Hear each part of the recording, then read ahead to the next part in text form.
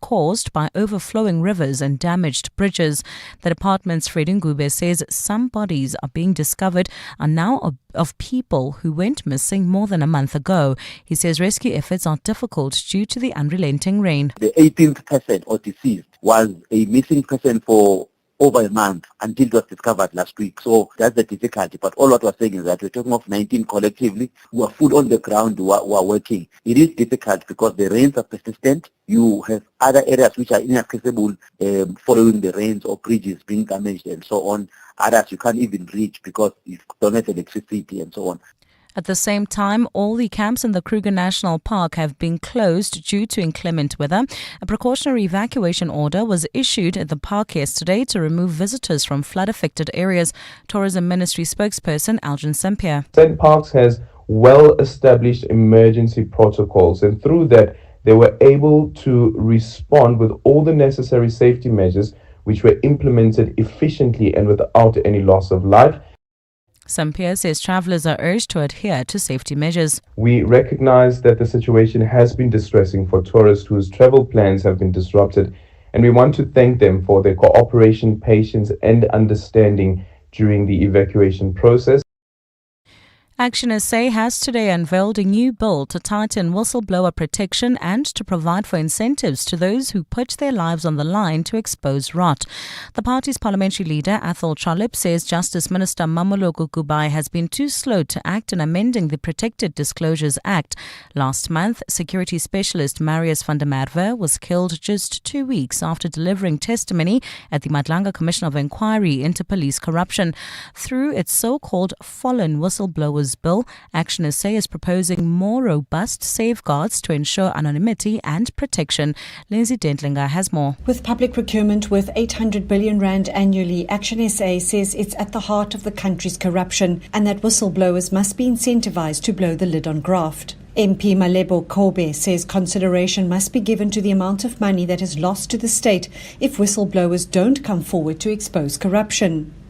Action SA's Public Procurement Amendment Bill is proposing incentives of between 15% and 25% of the recovered funds. If we are to bring back at least 85% of that money, 15% goes to you for your courage and we reward you as a state. I think that's an excellent trade-off, honestly, for the bravery that they have shown.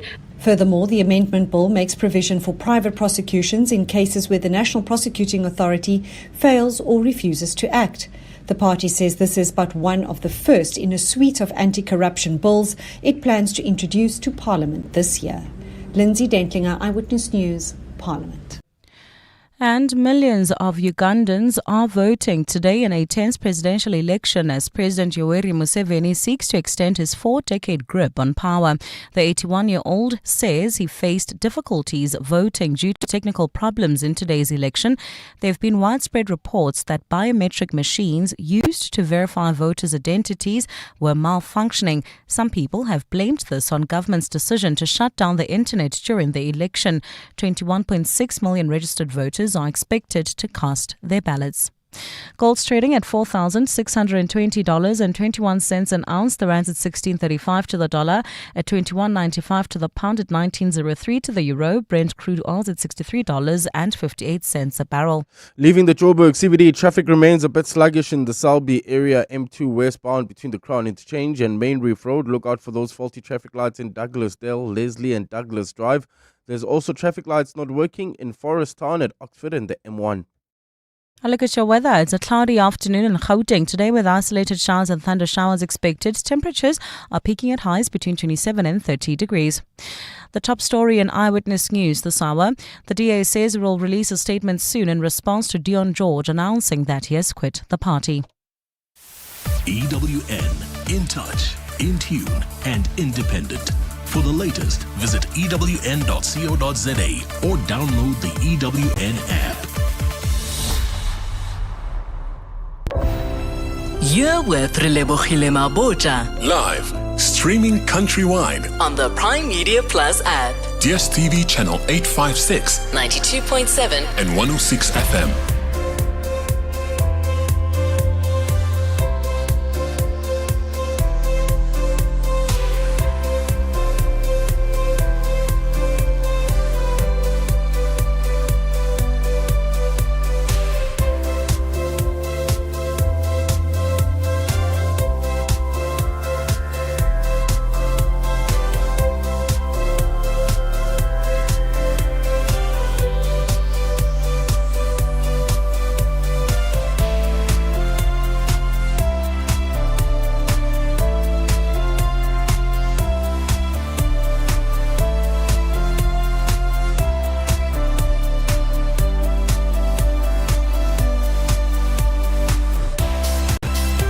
minutes after 1 o'clock. Welcome to 7:02 Afternoons with me, Relebogile Mabotja, on this Thursday, the 15th of January. Pleasure to be in your company. We're going to have some interesting things that we're talking about today. I want to kick off by finding out from all of you, what are some of the things that you will never ever do because of what you know, because of the work that you are in? Things that you see behind the scenes in your profession. Maybe you work in a restaurant. Maybe you're a dentist. Maybe you're a nurse. There are things that you have seen that have made you say, I will never do this thing. What are those things? Share with us. Like I've heard things that a dentist will never do is eat popcorn because they see what it does to teeth. Then in our Belief Matters feature, we're going to talk about the major New Year calendars observed around the world and what each one represents and signifies. Professor Smangaliso Khumalo will be joining us for that conversation, Dean of the School of Religion, Philosophy and Classics at the University of KwaZulu-Natal in Pietermaritzburg. And then we wrap up with our consumer rights feature with Wendy Noller. And we will be talking some advice, some holiday scams, and opening the lines up to all of you for your consumer rights issues. Get in touch with us. 011 883 0702, SMS us 31702, tweet at Relebogile M, at Radio 702 using the hashtag 702 Afternoons, and the WhatsApp line 072 702 1702. 702 Afternoons With Relebogile Mabotja. on 702. Let's walk the talk.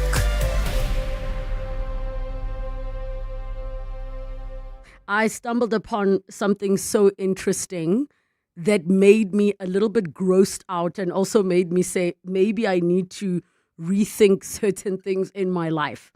But a gentleman was sharing, as somebody who he's a chef and works in a restaurant, things he will never do when he goes to a restaurant because of what he's seen. Now, before I play the clip of him explaining the things that he never does at a restaurant, I want to hear from all of you that maybe you're in dentistry or you're a nurse. I've heard of one that nurses say that they will never ride a motorcycle after seeing so many preventable injuries. Doctors refusing to drive without a seat belt, as well as consuming alcohol because of what they have seen. Dentists saying popcorn is a no-go because of what it does to teeth. Those kernels can break teeth. They can go in between the gums and teeth, and so many others. So those industry secrets, those behind the scenes things, and feel free to be anonymous when you share with us. Maybe you're a butcher, hey? And you want to be real, or you work at a butchery and you're like, I will never buy marinated meat because I know which meat gets marinated. Please do share with us. 011 883 0702 and the WhatsApp line 072 702 1702. For now, at chat_n_chops shares the things you'll never do.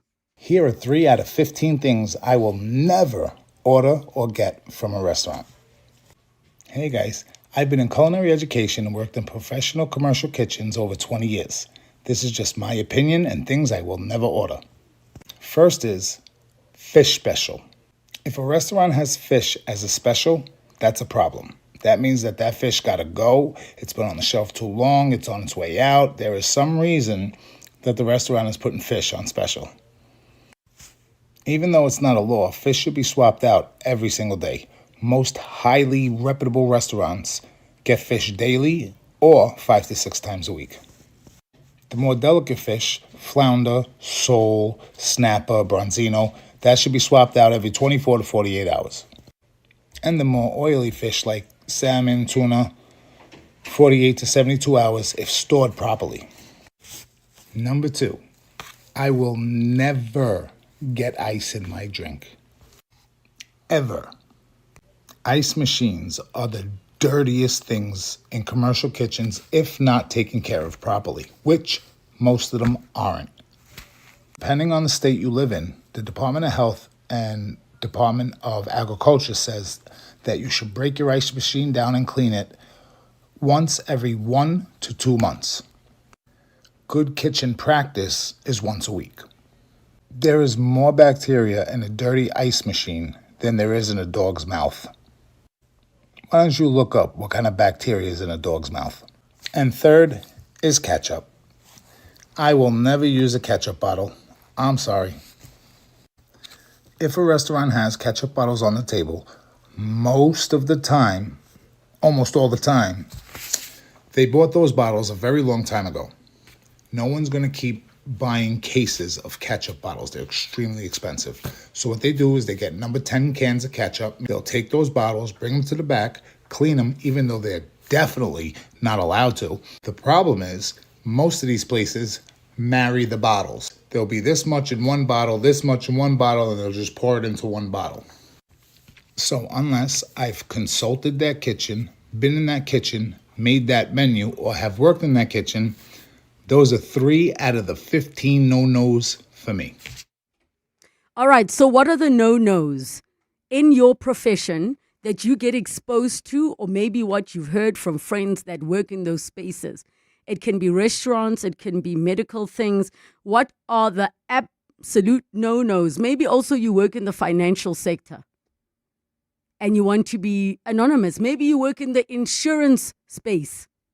What are the no-nos because of the inside knowledge that you have of that business?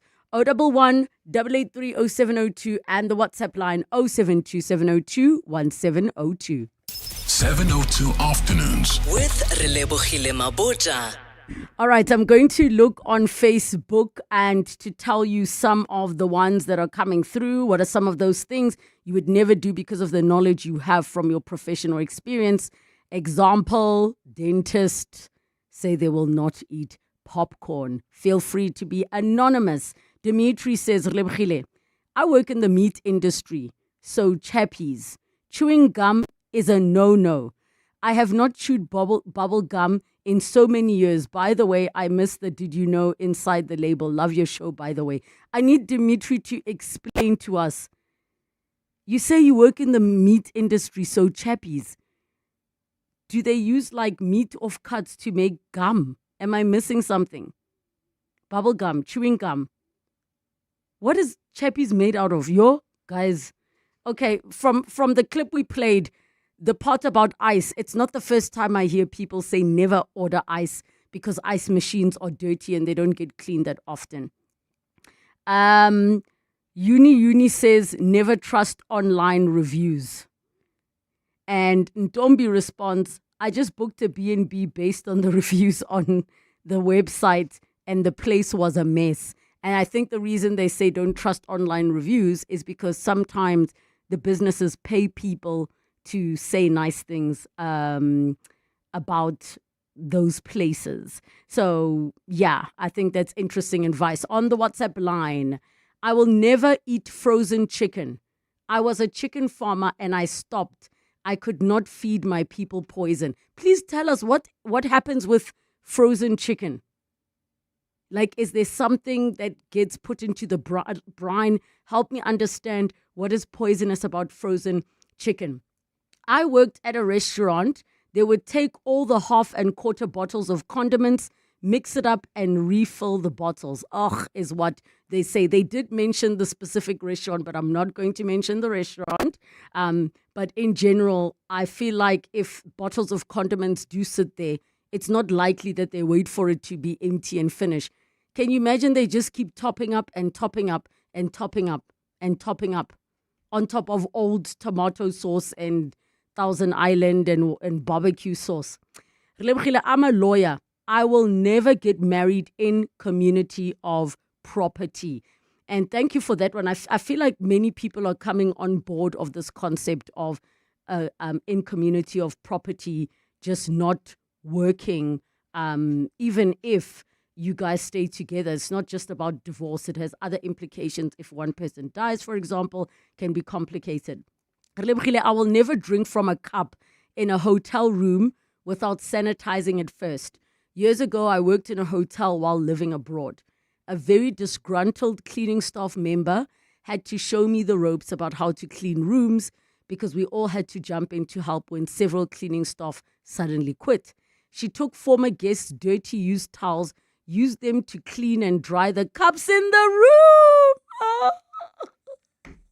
I've never looked at a cup in a hotel the same way. What do you mean, guys? A dirty towel. So I think I'm safe there because my mom is a quarter to germaphobe.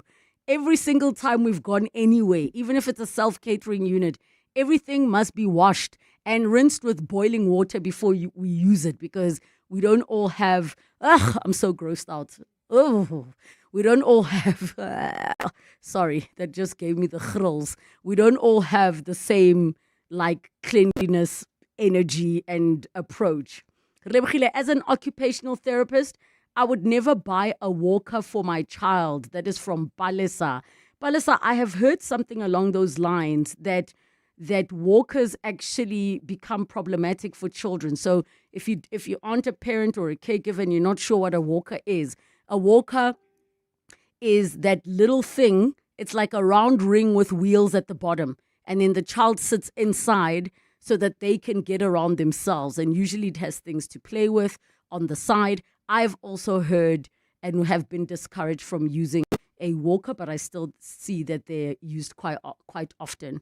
One message says, I won't swim in public swimming pools. Is that because everybody pees in the water? Is that why you won't swim in public swimming pools? Very, very curious. Good day, team. I'm a hairdresser, and I will always take my shampoo and conditioner with me. Yes, you'll see the name brand bottles on the shelf, but they refill the shampoo and conditioner bottles with cheaper bottles behind the basin. No. Guys, no. Are we being robbed? Oh, I'm so confused. Mohammed from Johannesburg here. I'm a lawyer. I will always be extra nice to law enforcement even when they are vindictive. I will sue them and teach them a letter after if need be, but I will always be nice to law enforcement. I feel like that's a rule everybody sort of become accustomed to. Save yourself the trouble and just be nice and possibly deal with it later if there are challenges. Pizza, no, special, especially those who buy in the later hours. We used to use expired toppings like tomato, the sauce, and the likes. This is from Charles Malema in Orange Farm. Guys, Relebogile, I don't drink water or juice that is offered at the graveyard. Apparently, they put them in the same fridge as the corpse. No. Guys, no. Are you lying? What do you mean? Oh my gosh. Abel, do you believe that? They put... What? But the funeral companies now give you bottled water. So I don't know about that one. As a banker, Relebogile, I'll never use cash. Guys, do you know how many cashless options you have? Let's move along to cashless, please. We have some of your voice notes coming on 072 702 1702. Hi, Relebogile. Just want to comment on what that Jen said regarding the fish in restaurants. That doesn't apply to South Africa. In South Africa, most of our fish is frozen and it's pretty clean. Swapping out isn't something that gets done here. Regarding the ice machines, I agree with. And regarding the ketchup, kind of true, depending. If it's a glass bottle, they can wash it in the dishwasher. But the fish story is definitely not true for South Africa. Anyway, thought I'd set the record straight. Have a good one. Bye. Thank you so much for that clarity on fish in South Africa, that we usually operate with frozen. I would not be familiar with anything seafood because I'm highly allergic since being a child. But there you have it. The ice machines, guys, I've heard it everywhere about the ice machines and how ew. Ice from a restaurant, from an ice machine, usually contains amoeba. So that's the one organism that cannot die from being cleaned by boiling water. What? Amoeba? Guys? What do you mean? So, like, once you drink it, what happens? Ugh, amoeba. Ugh, guys, I'm not coping. Now we've cancelled pizza at the end of the day. Like, ice, the condiment bottles. Here's another voice note. Hi, Relebogile. It's Anonymous from Soshanguve. I used to work in a law firm that did the repossessions for both homes and cars. I don't think I'll ever buy a house with a bond. You end up paying like 3 times the value that you borrowed from the bank in that 20-year repayment period. I'm fine with that one. Even a car, I'd rather buy from an auction or something. It's Anonymous from Apupani. Lebu, hi. Public swimming pools is definitely a no-no for me. Nope, I don't do that. And anyway, my granny taught me that whenever you make tea or coffee, you always rinse the cup with the boiling water before you do anything. And that is what I do. So I don't think the towel will affect me in a hotel room. And frozen chicken, I just have a phobia for it. I don't have anything against it, but the minute I was able to look after myself and purchase things for myself, frozen chicken was never on my list. I don't even look at that 2 kg or 5 kg in a shop. I don't even know the price because it just traumatizes me to the core. Guys, I really need somebody to explain to me what the challenge is with frozen chicken. Maybe I'm missing something. Are the ones that are frozen the chickens that grow without heads and legs? Can somebody please educate me? Relebogile, I'm pretty sure you regret asking this question. I do. There's so much because I'm getting the thrills. One message on the WhatsApp line says, I will never drink from the glasses in a hotel room as people soak their false teeth overnight.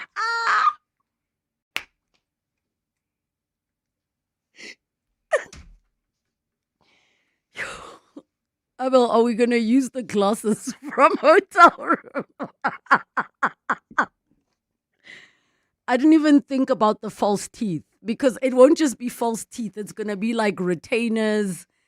Oh my gosh, I'm so overwhelmed now. Let's go to more of the Facebook messages that are coming through. One person says, Lungelo says, hi, kuyafana, as in it doesn't make a difference. We've been drinking ice for years and we haven't died. But somebody responds to say, but that's why when you get to 40, 50 years old, all the sickness comes and gets you. Then you wonder, why am I getting sick and gaining weight and having all these problems? And it could be some of those issues, is what they say. Sanaz says, asking for tap water from a restaurant, apparently they spit in it. Wouldn't you see spit, though, in tap water? I feel like you'd see spit in tap water. Shatadi says, spiced chicken or wors, I'm a butcher. Don't do it. Yo. Mudipadi says, don't use glasses in guest houses. Samunumalo says, I will never eat amasi ever again because at my school we were told to bring amasi so that we can see the bacteria inside, and what I saw cannot be unseen. But isn't that how amasi is made? It needs to like actually ferment and do all those things. And it's good bacteria. So that's good bacteria that you also find in like yogurt. And yeah, so I can only imagine that was quite traumatizing. Gege says, scrambled eggs from a hotel are a no-no. Readily spiced meat from the butcher or supermarket, no. definitely ice from a restaurant is a no. And Khadi responds, I was telling my colleagues about scrambled eggs that I had at a restaurant and I was not impressed. You could tell that they had black rusty things and it was not even spiced, that one. I didn't eat and I'm never going back there. I thought some places don't even use real egg. Like in South Africa, are we using powdered eggs already? I know in the US they do that. I know we already have powdered mashed potatoes. Maybe that's the reason that was shared there. Good afternoon, 702 and team. Being nice to the police officers. I play nice with nurses if I am admitted. Most of us don't read our medical files and won't understand even if we did. They might inject you with something that's not prescribed. Nurses, Is that even possible that a nurse can inject you with something not prescribed? Don't they need to get like a prescription from the doctor? And I've never heard of that one at all in my life. Wors is stale meat, but spices added to make it seem fresh. So it's mince and spice added to it to revive its color. Relebogile, I have seen people using the towel as a floor mat in the bathrooms after the shower. I don't mind that as long as the towels are washed at the hotel and they are white. As long as that's the case. We have more voice notes when we come back. It's 1:30. Time for your latest Eyewitness News headlines. Good afternoon.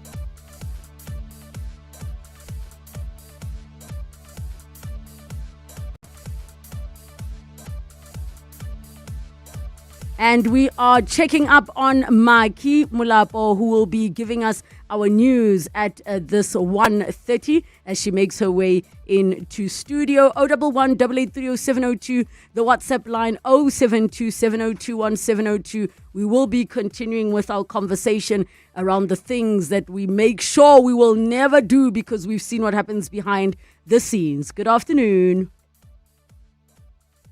Thanks, Relebogile. Good afternoon. We continue with this developing story. The DA has confirmed that Deon George is no longer a member of parliament after resigning from the party. In an exclusive interview with ENCA today, George read out his statement announcing that he's cancelling his membership and resigning as a member of parliament. The former Forestry, Fisheries and Environment Minister alleges that he was being pushed out from the party. He recently had a public fallout with party leader John Steenhuisen following his removal from his ministerial position last year. British American Tobacco South Africa will close its manufacturing plant in South Africa by the end of this year. The multinational company has cited the impact of the illicit cigarette trade on the local market for its decision. Approximately 75% of the domestic cigarette market is illicit, costing the fiscus about 40 billion rand between 2020 and 2025. And NASA has brought home an astronaut with a serious medical condition from the International Space Station. 4 astronauts known as Crew 11 splashed down off the coast of California today. Those are the headlines. This Eyewitness News and more at 2 o'clock or as it happens. EWN Traffic. Well, traffic looking really good at this hour. No accidents or major delays have been reported on our highways. However, look out for those faulty traffic lights in 4 ways at Witkoppen and Leslie. Traffic lights still not working in Polshof at Witkoppen and Main, as well as in Marlborough at Marlborough Drive and the M1 South. If you come across any other traffic issues, please WhatsApp us on 072 702 1702. There's more EWN on air, online, and on the EWN app.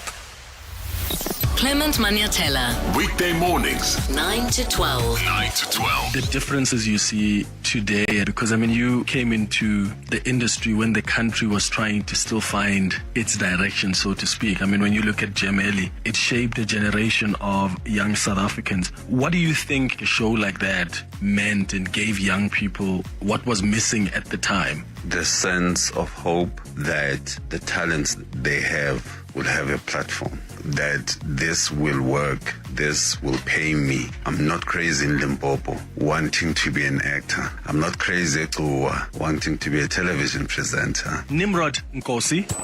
Clement Maniatella. 9 to 12 on 702. Year in, year out, we're fixing tires faster than a Formula One pit crew. My team is on top of things like tire whisperers. If an unforeseen accident were to happen in my workshop, at least I've got My Way business insurance to keep the wheels turning. Visit myway.co.za or dial 0860 64 64 64 and get a quote today. MyWay is a licensed non-life insurer and FSP. T's, C's and standard rates apply. MyWay. Live your way. Brush, stroke, paint, color, protect, and admire. From roof paint to exterior textures and interior silk, Warrior Paints has it all. The product range and stylish colors are amazing. And what's more, Warrior Paints has crushed prices for incredible savings. Enjoy that good old-fashioned personal service you deserve. For price, quality, variety and service, Warrior Paints is street ahead. Warrior Paints, affordable, lasting, luxury. For the best game viewing, you go to Mpumalanga. For the best whale watching, you go to Hermanus. And for the best in investments, go to Nedbank. Earn up to 7.6% interest with the Nedbank Just Invest account and access your funds within 24 hours. For better returns, go with Nedbank. See money differently. Nedbank. We're a licensed FSP and registered credit provider. T's and C's apply. Your voice. Your life. Your afternoon radio. On 702 Afternoons. With Relebogile Mabotja. 25 minutes to 2 o'clock, and we are having a conversation around the things you will never do because of the knowledge and the inside info you have because of your profession or what you've been exposed to. Example, dentists who say they'll never eat popcorn because of what they continuously see popcorn doing to teeth. Or a restaurateur saying he will never order ice in a restaurant because ice machines are dirty and have more bacteria than the inside of a dog's mouth. Or the condiments that sit at the table, they never actually get emptied and washed. They just keep getting topped up. And also certain kinds of fish. But one of the listeners clarified that in South Africa, we freeze our fish. We don't have to change it out. Others that have been brought up is meat that has already been pre-spiced or pre-marinated. A few saying do not use the cups and glasses in hotel rooms because sometimes they get wiped with dirty towels that people used.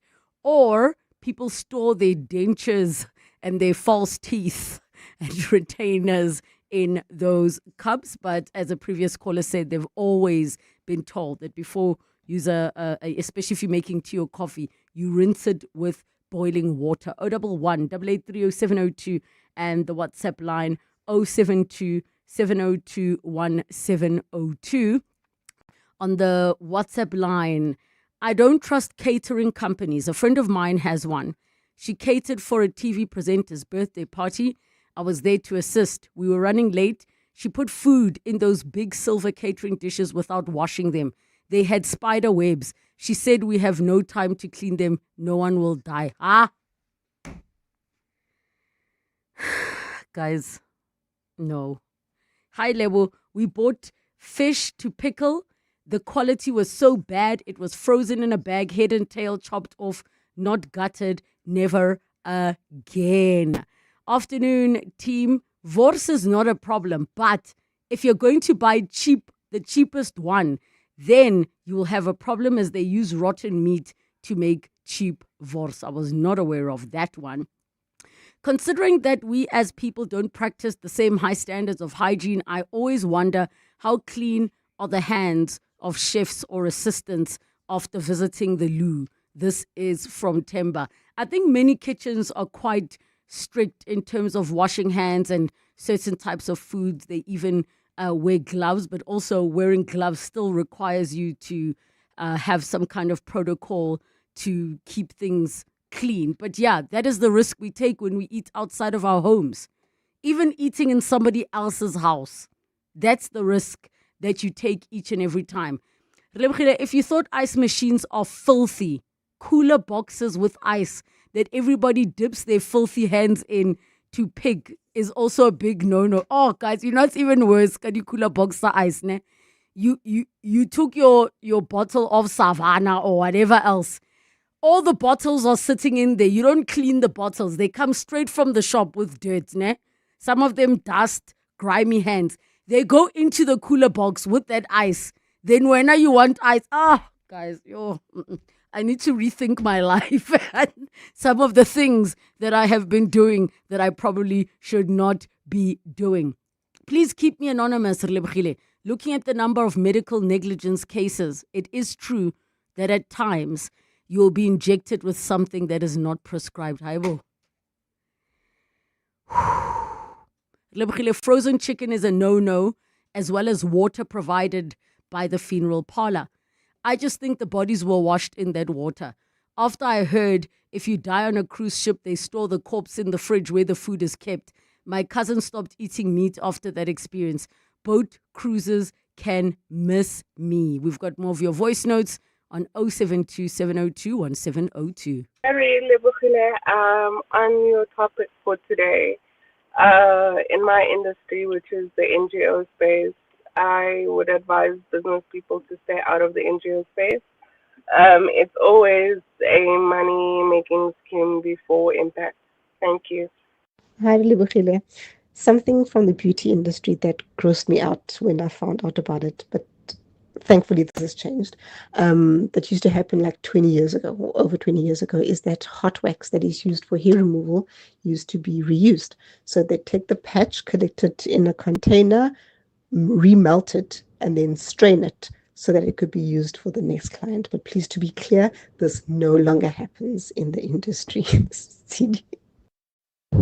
Hi, Relebogile. Myself with a background of 17 years in the motor industry. If there is one car I'll never buy, even if it was 5,000 rand, all inclusive, it's a Ronald Quid. I would never buy it. Even if I would win a Ronald Quid, I'll sell it and buy something else. I'll sell it and buy a freezer. Safety features, not up to standard. Those who have bought the cars come back 6 months later and the car looks and drives like it was used for 6 years, but they only had it for 6 months. Deterioration, very fast. I'm actually glad you're mentioning that, because I saw, and we'll probably touch on it in our car feature next week sometime, that 2 cars have been marked as not up to scratch when it comes to their safety features. The one is the Renault Kwid, and the other is the Hyundai i10. And I'm not sure if it's the Grand i10 or which one, but please do stay tuned so that we can get all of those details. And there are so many of these vehicles on the road, but that's what I have heard. Final voice note on 072 702 1702. They would give patients who are admitted double doses of morphine in order for the patient to sleep throughout the night without having to call them or ask for assistance or ask for water or ask for anything. That's what they did to my girlfriend. Double dose of morphine so that she sleeps through and doesn't wake up until morning. Morning, Relebogile. Having been a chairman of a complex of only 62 units and knowing that over 60% of all townhouse complexes are in arrears, it immediately puts the investor's investment at risk.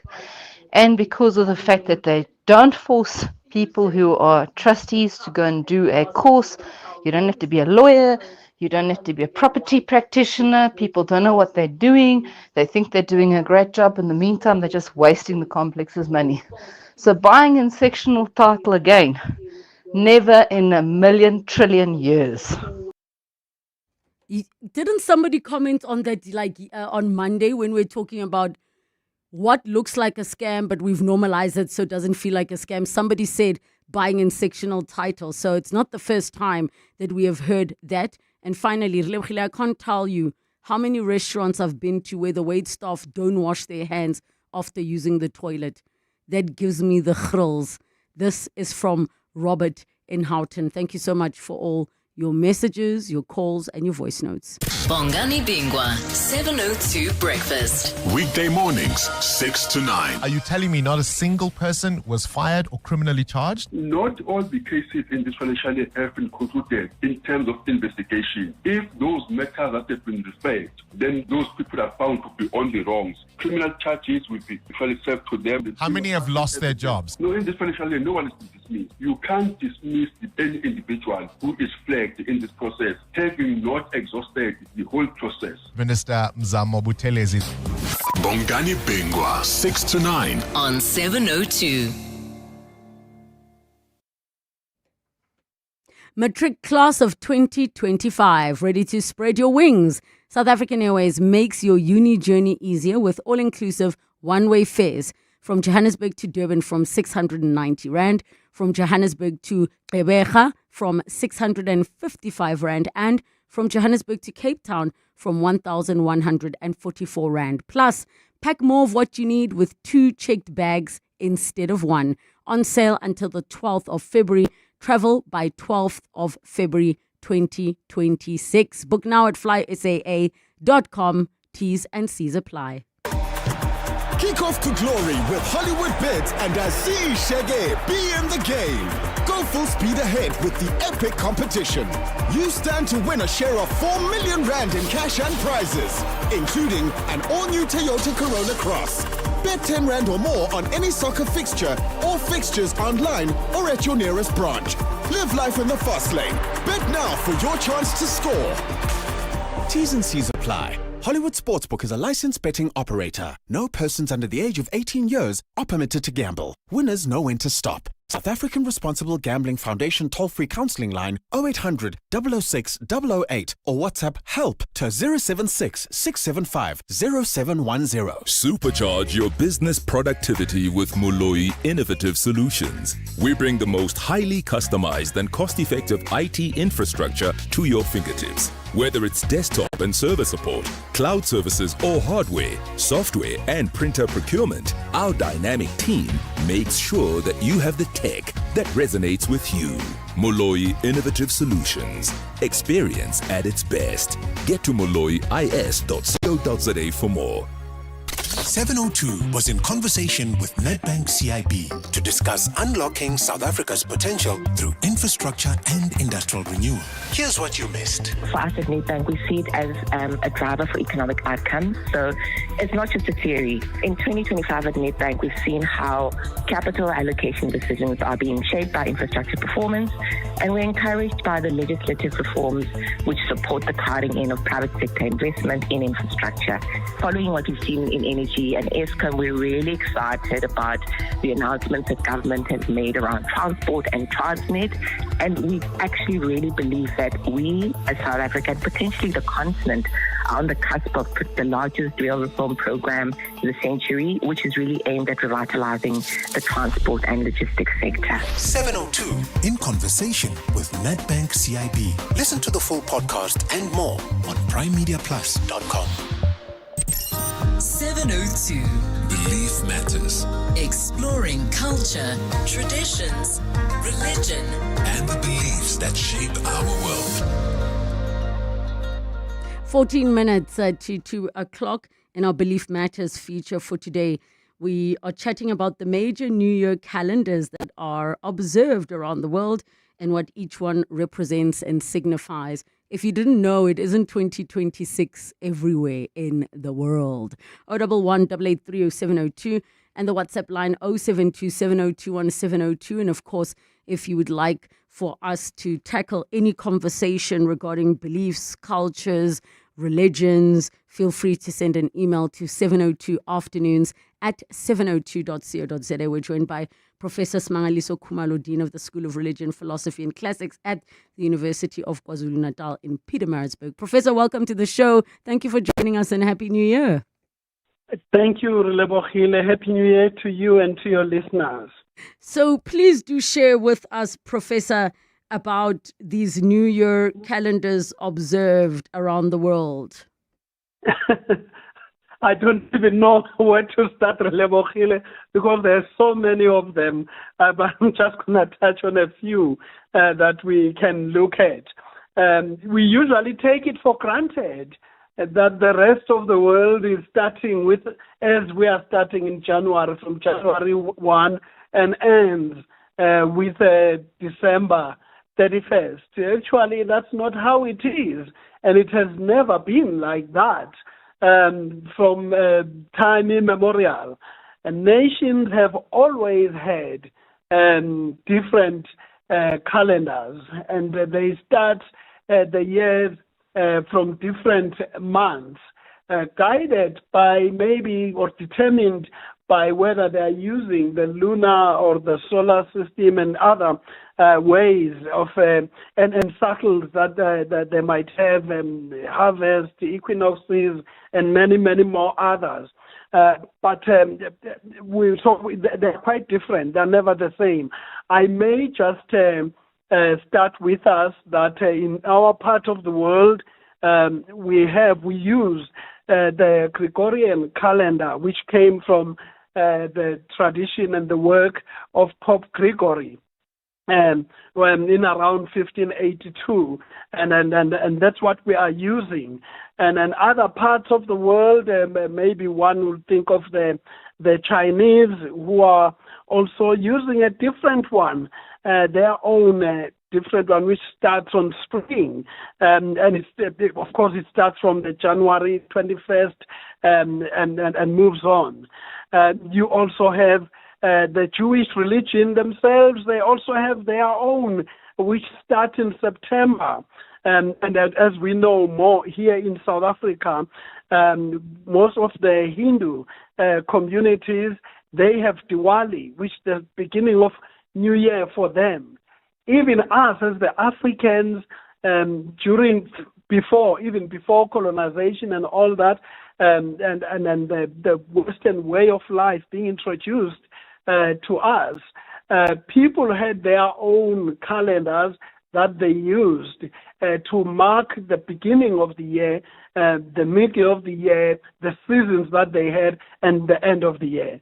So, I would like to stop at that at the moment, Relebogile. So it's quite a broad, good topic to explore, in fact.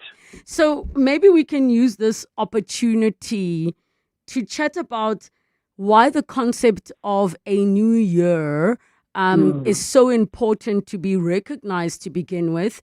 We know that we do a countdown and there's a visual representation of fireworks. But from the perspective of any spiritual context, what does a new year signify? Yes, thank you very much. That's a good question.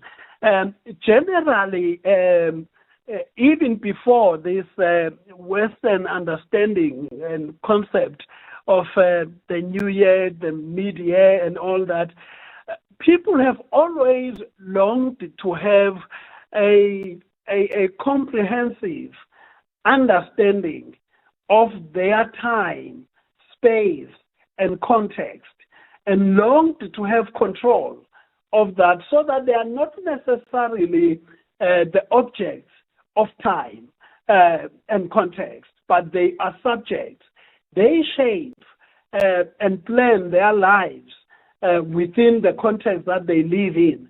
And this has been a way of doing this. If I may give you a Zulu understanding of this whole thing. For instance, in the Zulu, the seasons, as we know, they would be divided into 4 seasons, where you've got into Sashovo at the beginning of the season, when they even start celebrating the coming of the season of planting, and remembering the field of Nomkhubulwane and all those sorts of. Just this past weekend, Bekunomkhosi woselwa in the royal house, marking some of that season. And then you've got Ishobo itself, summer, and then you'd have autumn, and then you would then have your winter, and that puts the year into a complete season, and that is comprehensive, but also is comprehensible. People are able to comprehend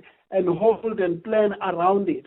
But it doesn't only end with the quest to be in control of the time and space where people find themselves.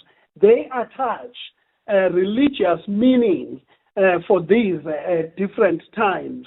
And religio, in fact, we can actually say it's religio-cultural, because as it matures, even the religious assumptions, they actually become a way of life. They become the culture that people live with. So people will look at this and say, this is the new beginning, the time of starting afresh. It's a new year. It's a time for rebirth and renewal. And they will start with that. And at the same time, they'll also be looking at how do we face life in this way. So they raise issues of hope and optimism. And so when people celebrate using whatever instruments that are available, and as we've seen, when the season was turning, the new year was turning, people were throwing firecrackers and all sorts of things, traditions that come from other places, but the meaning is the same. They are hoping to start afresh. They are ending the old year, celebrating the coming of the new one and looking forward to it. And it's also a time of reflection for others, and in fact, even religiously, and all that, they stop and they think it's a time of repentance, it's a time of doing something that is good, to start afresh, to have new dreams that you hope for. And it's a time of communication and community that people can, but all these, that as you go from nation to nation, group to group, and religious to religious group, they then attach a religious meaning, and either for how the day came about, by which Professor, can you maybe just move a little bit, because your network is starting to be a little bit jumpy, and just repeat that last line? Okay. How is it now? Is it better? Much, much better, yes. Okay. So what I'm actually saying, therefore, especially with the Africans, these are not just months and days and weeks. There will always be deep religious meaning. There will be stories. There will be mythologies that are built around this, that so that people have got meaning of what this day or what this period, what this time, what this month mean for us as a people, and what do we need to Professor, I think I'm losing you again. Professor? How am I now? I think it's better now. Yes, much better, yes. Okay, let me stop at that, Relebogile. So, you've touched on the parts about renewal, which was actually a rather reflection, which was the question I was going to ask you about. And I want you to please just leave myself and the listeners and all of us with some final thoughts on this conversation around renewal. I know a lot of people are fasting at the moment, and they're using that as the way to start off the year. But what are your final thoughts, Professor?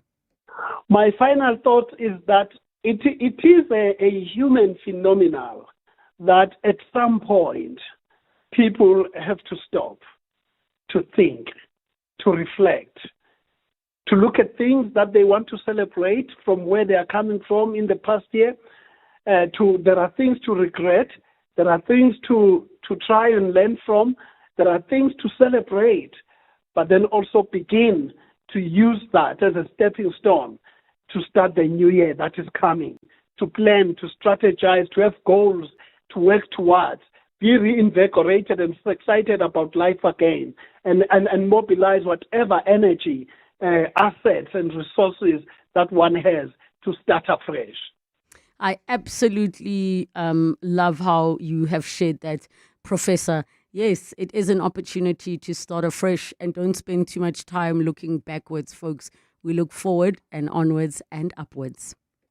In the last 24 hours, this is what's happened in your world. Former Acting Police Commissioner Komoso Phahlane has told Parliament's ad hoc committee investigating police corruption that political interference in the SAPS started at the ANC's 52nd National Conference in Polokwane. Phahlane says the 2007 conference, where Jacob Zuma was elected ANC president, is when illegal practices really took hold of the police. It's the same event where cell phone spying grabber devices are said to have been used. Phahlane was giving evidence before Parliament's ad hoc committee yesterday, where he's also told MPs of a plot to have him removed.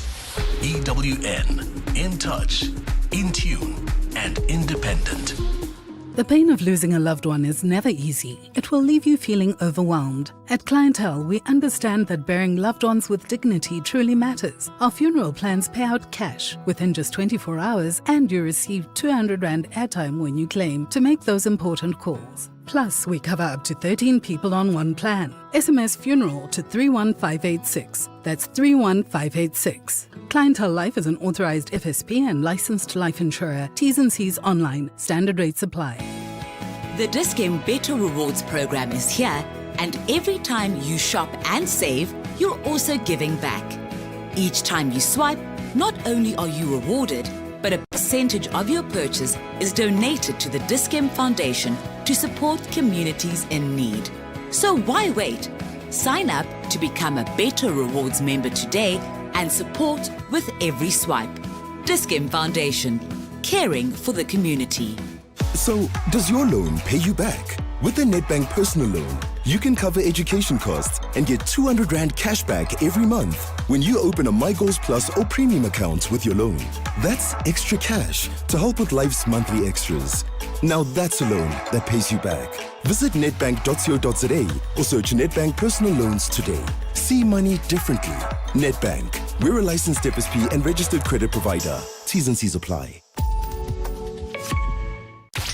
You're listening to 702 Afternoons with Relebogile Mabotja, winner for the best talk show at the Telkom Radio Awards. Coming up in the next hour of the show, we have Wendy Nola joining us in our consumer rights feature, Nola Knows. We'll chat a couple of issues, but get your consumer rights issues in early as well. 072 702 1702. It's 2 o'clock.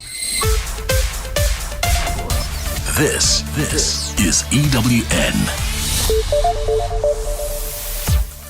Good afternoon, I'm Maki Malapo. We continue with this developing story. The DA has confirmed that Dion George is no longer a member of parliament after resigning from the party. In an exclusive interview with ENCA today, George read out his statement announcing that he's cancelling his membership and resigning as a member of parliament. The former Forestry, Fisheries and Environment Minister alleges that he was being pushed out from the party. He recently had a public fallout with party leader John Steenhuisen following his removal from his ministerial position last year. George served as the party's federal finance chair, and during his tenure, he accused Steenhuisen of abusing the party's credit card. Day visits to the Kruger National Park have been suspended due to heavy rains in Limpopo and Mpumalanga. Sandparks says the decision comes after day visitors were unable to exit the park following the flooding of a bridge at Crocodile Bridge Gate. It says its resources will be directed to respond to emergencies. Camry Clark has more. Sandparks has issued a precautionary evacuation order to remove all visitors from flood-affected areas in the Kruger National Park. All the camps inside the park have also been closed due to the inclement weather. Precautionary measures have since been intensified to prevent day visitors from entering the park. Sandpark spokesperson JP Lowe says the safety of staff and visitors remains its top priority. Please also note that Palabora Gate will also close for at least 24 hours as we monitor the situation closely. This means at the moment there is no access into the park from the northern parts of Kruger National Park. Lowe adds that the decision to close the park will continually be reviewed as road and weather conditions change. Camry Clark, Eyewitness News. We move to the courts where a group of Zulu maidens are demonstrating outside the Vereeniging Magistrates Court, where 5 suspects accused of the murder of 2 young women are expected to appear. The group were arrested yesterday and face charges of hijacking, kidnapping and murder. Jabuli Lembata has more. Nontogozo Mazibugu and Andiswa Sontangana, both from Poiki, south of Johannesburg, were reported missing on New Year's Eve. 8 days later, their bodies were found in an open field in the same area. Today, a group of Zulu maidens, which the 2 young women were a part of, are demonstrating outside the court calling for justice. They are singing and holding placards saying enough is enough, we are hurt, and stop killing us.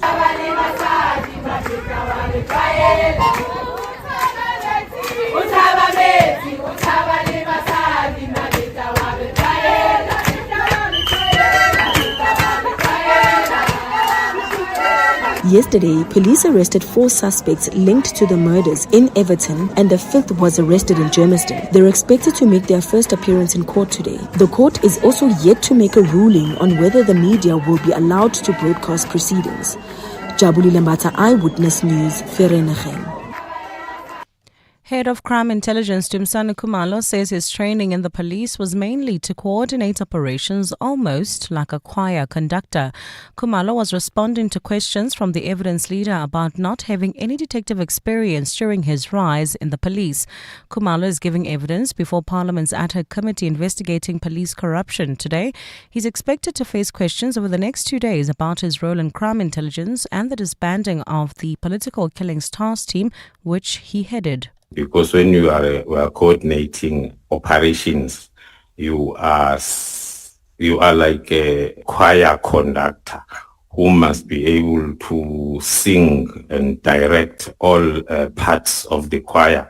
So the theory, then I'll get from each and every operational plan that I have to implement.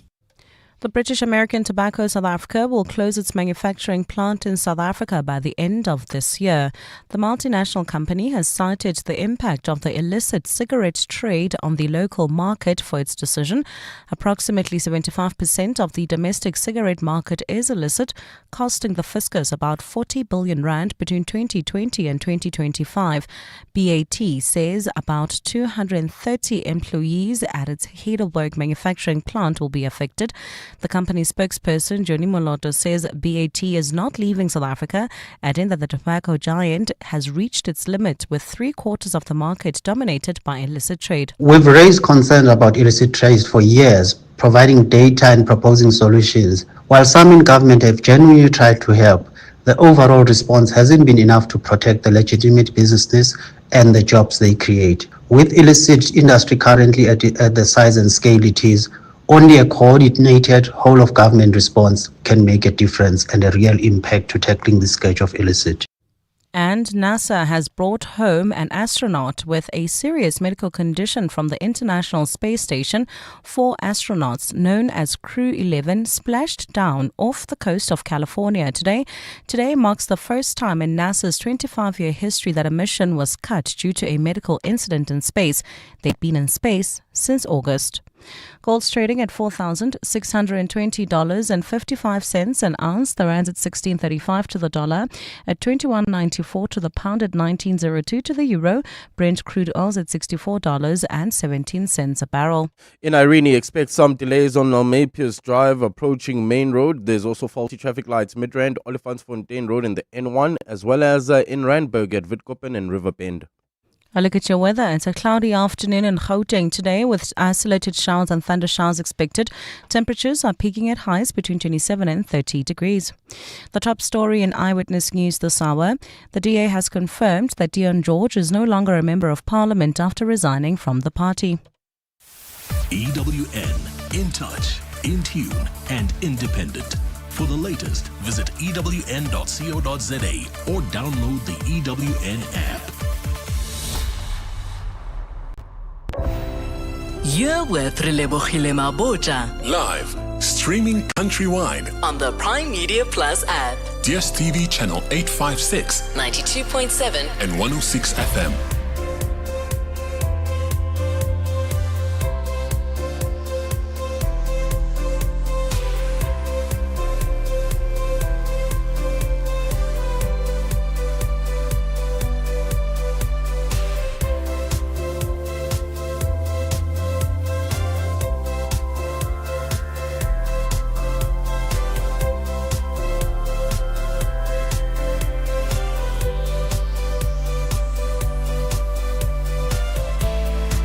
Seven minutes after 2 o'clock, the second and final hour of 7:02 afternoons.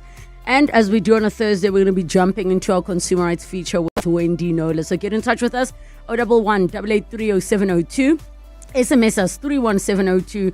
Tweet at Relebogile M at Radio 702 using the hashtag 702 afternoons and the WhatsApp line 072 702 1702. 702. Nola knows.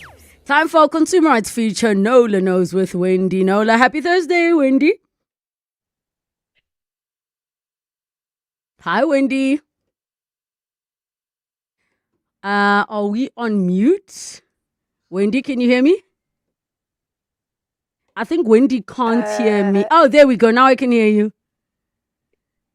That was not my fault this time.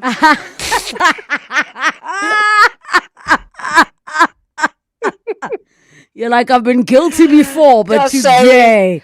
Happy Very, New Year. very many times. Happy New Year, Wendy. And to you, and to you. And we're going to start our first show together in the way we usually do, right? Yes, the way we usually do. And it does feel weird because you and I talk all the time. So this is our Happy New Year on air.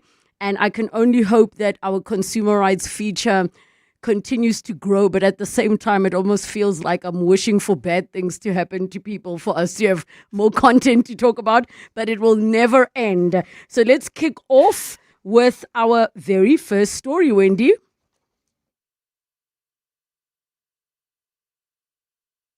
Wendy? Okay, I think there is something going on here that we need to figure out. Let's see, because I think we're struggling a little bit with our system. Okay, let's try that again. Wendy, can you hear me? I can indeed. All right, let's kick off with our first story. Okay, so they're all travel related. We have a lot of content. I hope we can get through it all. But we're going to start something that happened to you during the festive season involving a flight where you left your laptop in the seat pocket in front of you and it was never recovered. Now, it's a lot more nuanced than I have just communicated, because for me, the most important thing there is that you and your party. Wendy, I think we should just try to get you on the line because I think the network is acting up a little bit. So I'm going to ask our producer to give you a call. Let's take a break and then we'll pick up nice and clean when we come back. The Midday Report. Weekdays, 12 to 1. It was alleged that George was removed from his cabinet position under questionable circumstances. Steenhuisen was this week cleared of misappropriating party funds, an allegation made by George. And this week it was announced that a preliminary investigation led by Dennis Breitenbach cleared Steenhuisen. Both men still facing a disciplinary inquiry into whether they breached the party's federal constitution by bringing the party into disrepute. Now George has just quit the DA live on air. The Midday Report With Mandy Wiener. 12 to 1 on 702. 702. You've heard the songs, but until you've seen it live, you haven't experienced the magic of cats. Coming to Monte Casino from 17 January until 22 February, it's the memory shared by millions. Book now at Web Tickets. Brought to you by Peter Turin and GWB Entertainment. Whether it is a CCMA referral, problems with a mechanic, unfair blacklisting, or an uncontested divorce, Clientele Legal offers professional legal services to all South Africans. Our plans are affordable, and you receive up to 745,000 Rand worth of legal services per year. We cover civil, criminal, and labor-related matters. Our nationwide legal teams are standing by to support you 24 hours a day.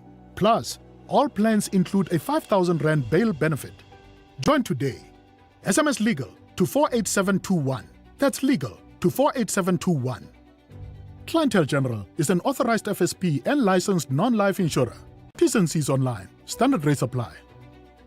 This year, Red Hill School celebrates the achievement of our class of 2025. Our IEB students achieved a record average of 4.3 distinctions per candidate, the strongest results in our school's history. Our international baccalaureate students placed in the top 10% globally, well above the world average. Results like these don't happen by chance. They reflect dedicated students, committed teachers, and families who partner with the school. At Red Hill, excellence is never accidental. It's built together. Visit redhill.co.za for details. 702. Nola knows.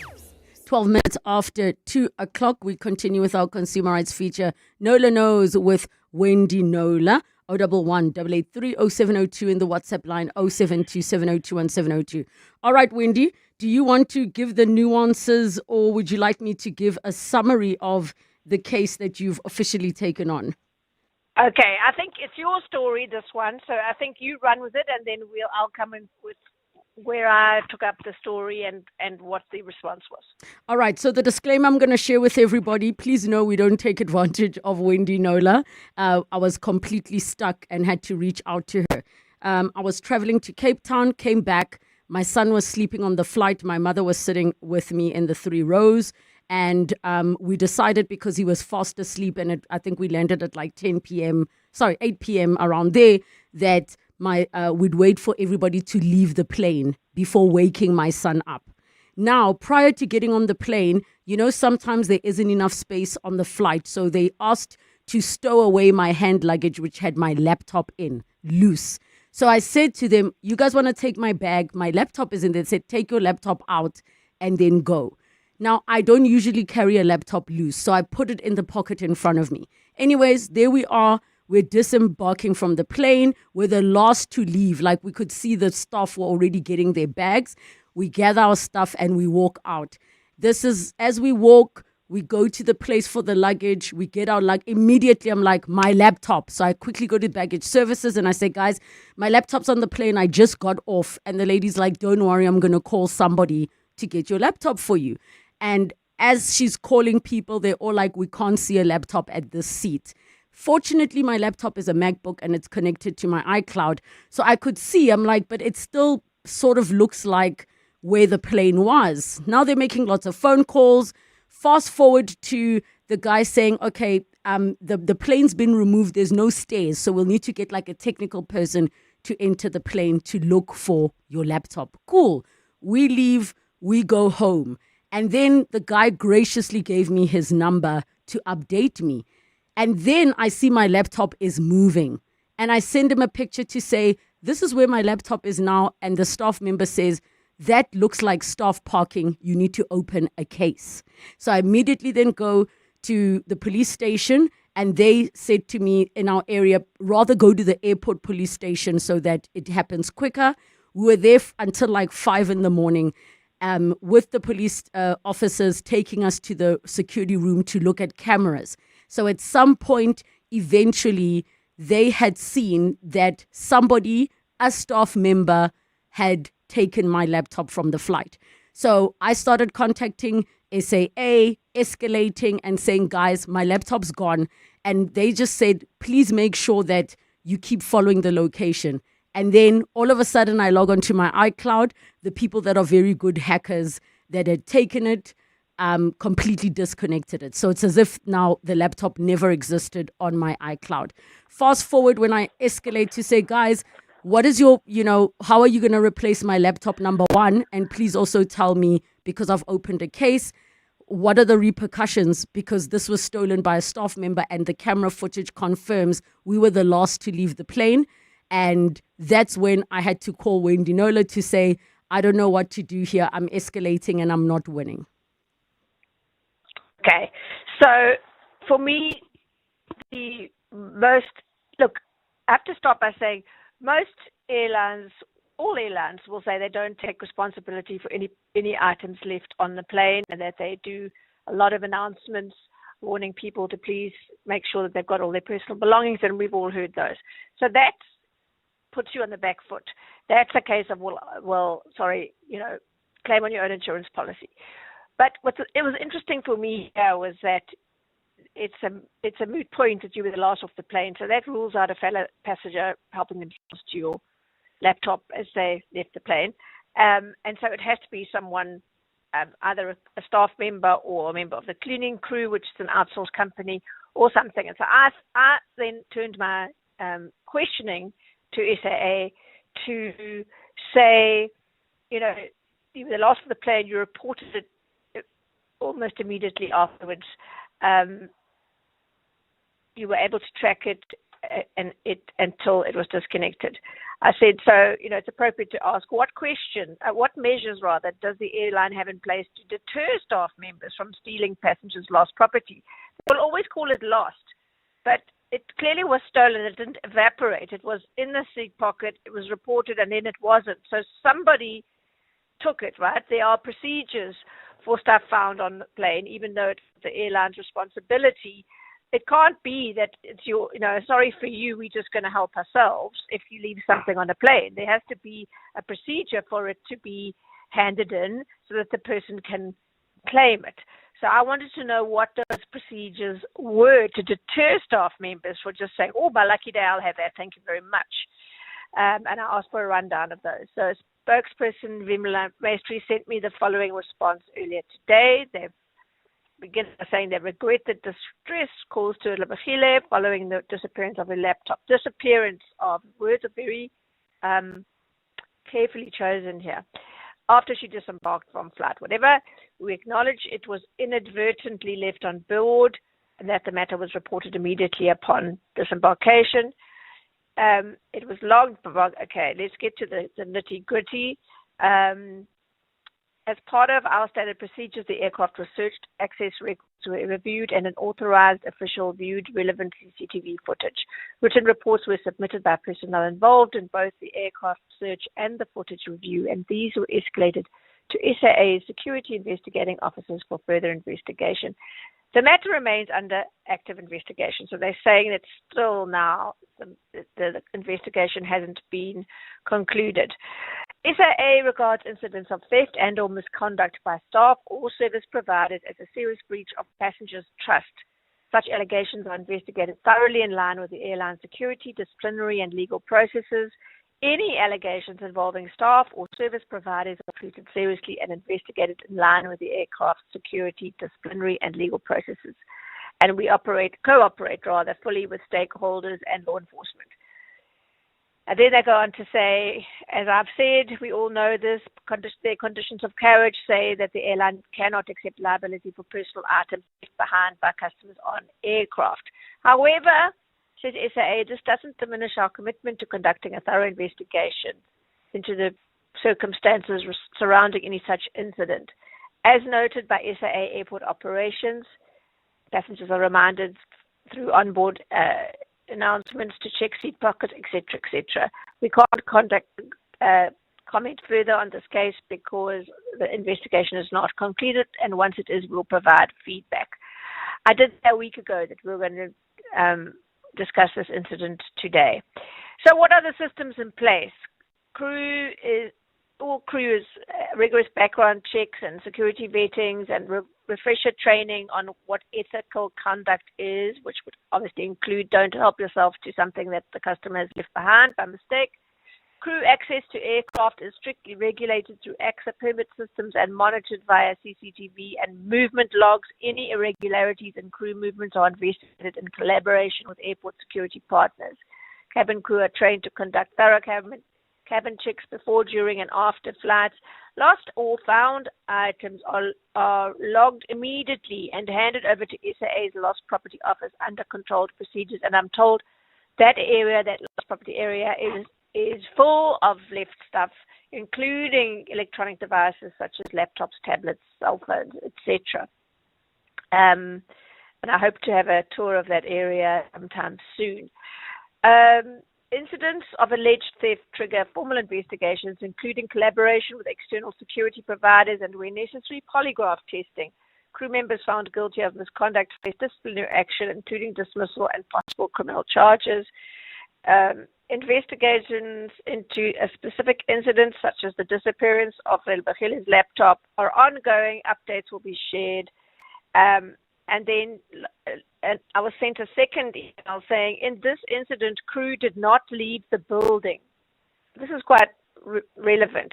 So the same crew had to fly on the last flight of that evening on the same plane back to Cape Town. So they left the aircraft.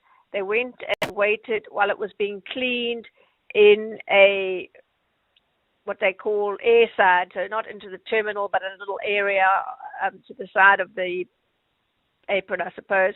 And then they got back on the plane and flew to Cape Town. So none of those crew members actually went into the terminal building or left it and went home. So that's quite significant to the whole investigation process. So there we are, Relebogile. I, from the start, thought, they're going to rely on that clause that they're not liable. and that you're going to have to claim on your own insurance. But I do think it was really appropriate to push them on what happened and to get a proper answer, as to what the investigation told them, because whether it's crew or cleaners or whatever the case may be, we need protection that if our stuff is left by mistake, that we have to automatically write it off because someone's going to help themselves to it and there will be no consequences. So, yeah, so we haven't really got very far at this stage. How are you left feeling at this point? I think for me, let me first give a big shout out to the staff on the ground, because we physically walked following the pin location of my MacBook. It took us to a parking lot, and I know at that point they were able to see a registration, they were able to see a car, they were able to see a person who they suspected, and this is the security that has access. Now, another couple was also at the airport because they had something missing. They are very helpful. They take you to a room where you view cameras. Now, you can imagine OR Tambo is a massive airport. So you're there for hours. So it is amazing that they do that. And they get their external company, the parking management, to walk around trying to find the laptop till, of course, it was gone. The SAPS were also extremely helpful, except there was no update on the case. So I'm still unclear if the airline and AXA and SAPS are even in communication.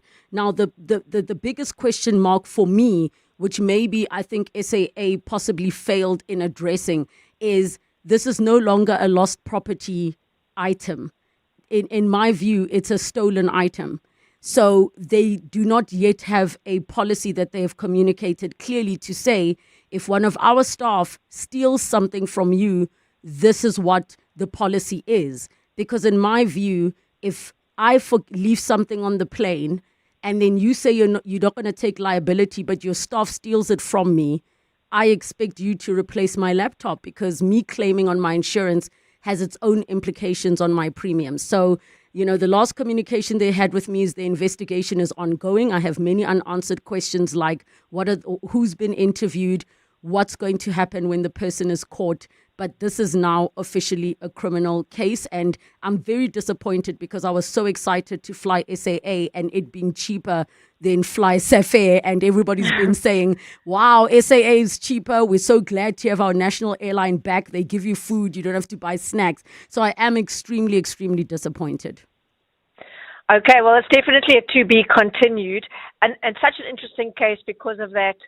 Well, is it still, can you regard it as lost if, it's clear that somebody, in whatever capacity they were working, somebody other than a passenger took that laptop? And what happens when you find them? What happens to them? And then do you not then replace my laptop? Are you not then responsible for the actions of your staff or your third-party supplier?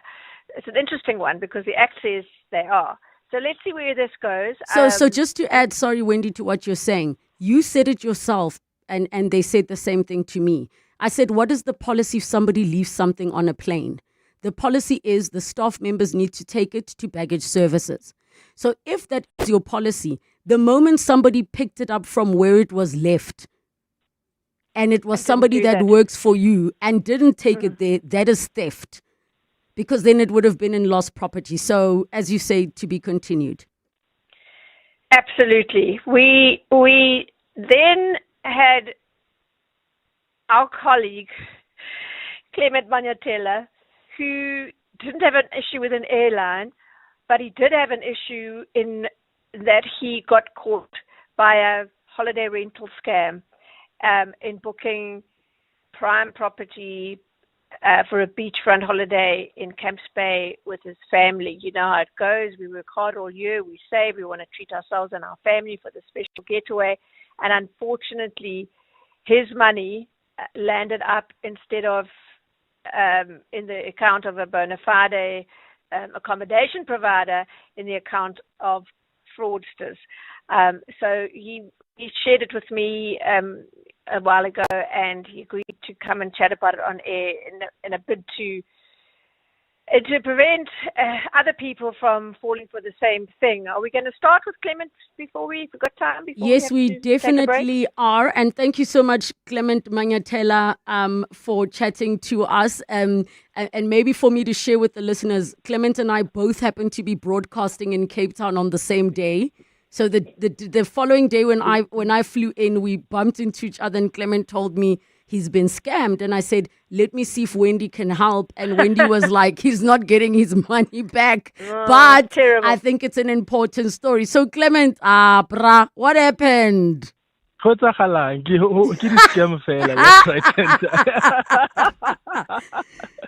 going on? Eh? Oh, all right. So what happened in your case? Because you had such big, beautiful plans for your family. Tell us about it. Yeah. So I was bringing my family to Cape Town in December, just before Christmas. So the plan was to bring about 14 or so family members, paid for tickets. And then I realized 3 days before we're supposed to move in, these guys are not communicating with me. But this is a company called Exclusive Cape Town. I was scrolling on Instagram one day and I saw they've got some really nice luxury homes in around Kemps Bay. So I was like, oh, I love this house and I think it will be cool to bring my family here. So I DM'd them. They've got a lot of following on Instagram, so you will not think that they are a scam. And some are celebrities, so that also makes you feel more comfortable. Yeah. Yes, a lot of celebrities who follow them. So I'm thinking these people have rented house with them.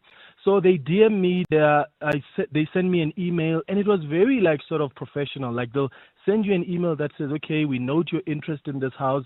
This is how much it's going to cost. They add you on WhatsApp and say this is for ease of communication. So it almost looks like it's cool. And so I got the house and I paid the initial deposit, which was about 20 something thousand rand. Well, the two chunks of payment I made. And then I make the remainder of the payment in around November. And then I even pay for some of the services they offered because they said, oh, we can book you a yacht. And I said, because I knew I wanted to take my family on a yacht while they're in Cape Town. So I was like, oh, great. I'll pay for that too. Oh, so I'm gonna pause you. I'm gonna pause you there, Clement, for us to go to news. But I think it's important to also share that this particular Instagram account doesn't just offer luxury homes. They also offer luxury concierge services. That's why Clement would have been able to say, actually, the yacht and this as well. So let's pause and quickly go to the news. It's 2:30. Time for latest Eyewitness News headlines. Good afternoon. Thanks, Relebogile. Good afternoon. President Cyril Ramaphosa is expected to visit Limpopo today following days of heavy flooding that have left communities cut off and infrastructure damaged. The visit comes as the province continues to grapple with flooded roads, submerged bridges and schools remaining closed in hard-hit districts. Schools and clinics in two of the province's hardest-hit districts have been closed with no reprieve from the rain in sight. Head of Crime Intelligence Timsana Khumalo has told Parliament's Police Ad Hoc Committee that he was the target of a well-orchestrated misinformation campaign because of his decisions. Khumalo says some of his decisions, like identifying ghost employees within crime intelligence, were met with resistance by those benefiting from the fraud and corruption. Khumalo is giving evidence to the Parliamentary Ad Hoc Committee investigating allegations of police corruption made by KwaZulu-Natal Provincial Commissioner Nhlanhla Mkhwanazi. And millions of Ugandans are voting today in a tense presidential election as President Yoweri Museveni seeks to extend his 4-decade grip on power. The 81-year-old says he faced difficulties voting due to technical problems in today's election. Those are the headlines. This Eyewitness News and more at 3 o'clock or as it happens. EWN Traffic.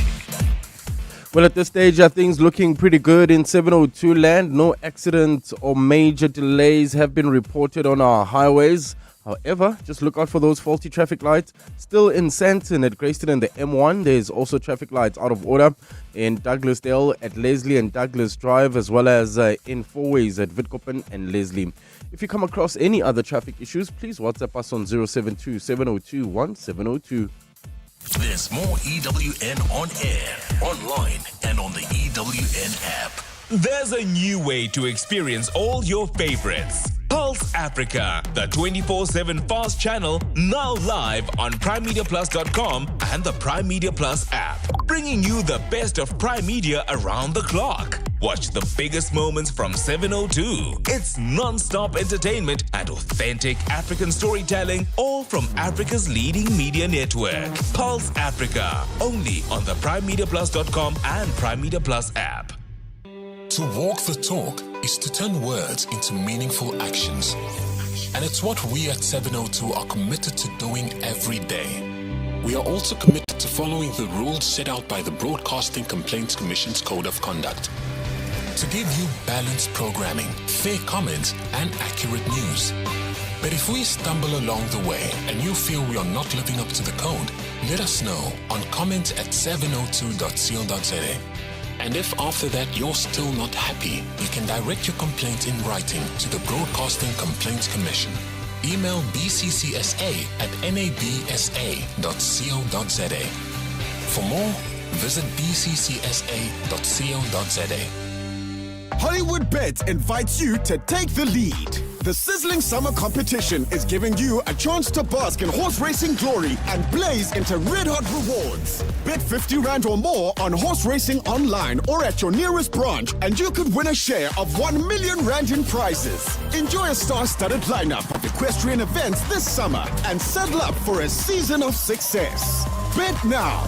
T's and C's apply. Hollywood Sportsbook is a licensed betting operator. No persons under the age of 18 years are permitted to gamble. Winners know when to stop. South African Responsible Gambling Foundation toll-free counseling line 0800 006 008 or WhatsApp help to 076 675 0710. Building a life across borders starts with choices. Visas, a second passport, citizenship, your child's education abroad. And sometimes those choices can be overwhelming. For 30 years, Sable International has simplified global mobility, including cross-border tax, forex, and wealth management, helping you make the right choices with expertise and care. Build your future beyond borders. Visit us at sableinternational.com. Coming up on 702 Drive with John Perlman.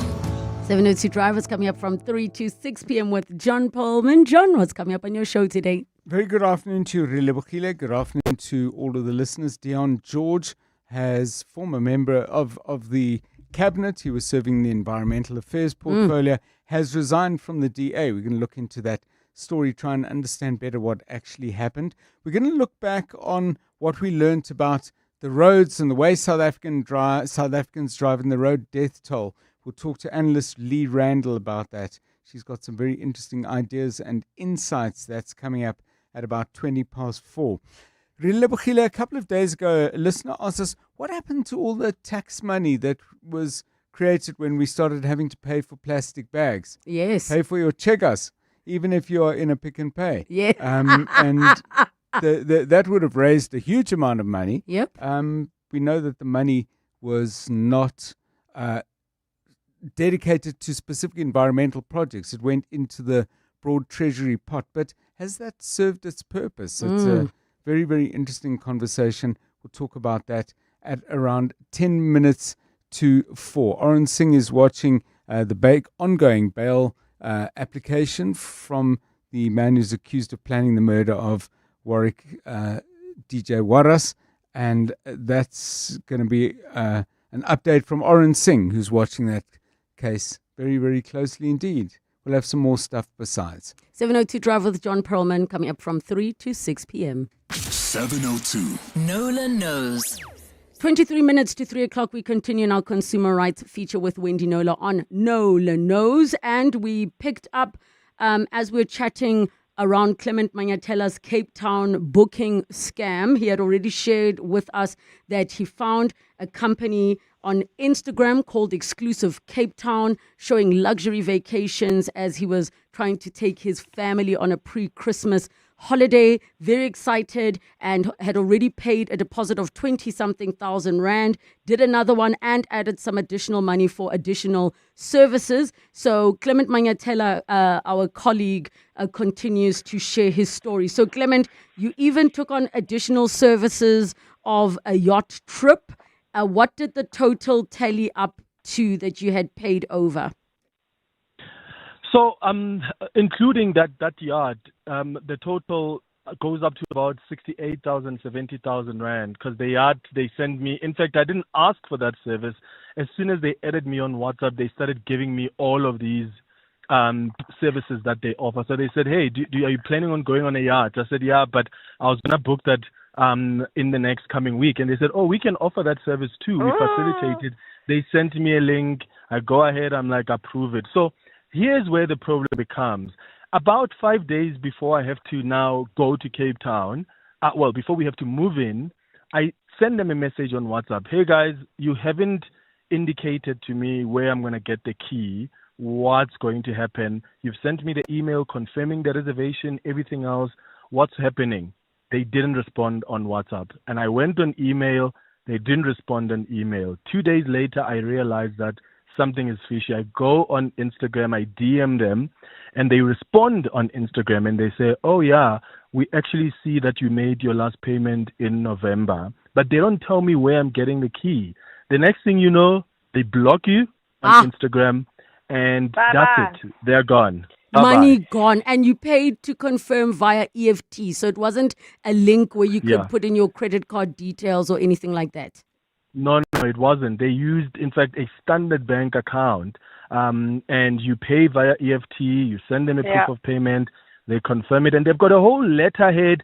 They've got people who literally work for the company. So they've got this thing they sent you where you can see who is the CEO of the company. But when you actually Google those people, you realize they don't even exist. They've just taken random pictures of people on the internet. Sure. Yeah, they are. So stock photos. So Wendy, what are some of in terms of recovering of funds, why can Clement not get his money back before we talk about the red flags and all of those? So if you paid via credit card and you were able to lodge a dispute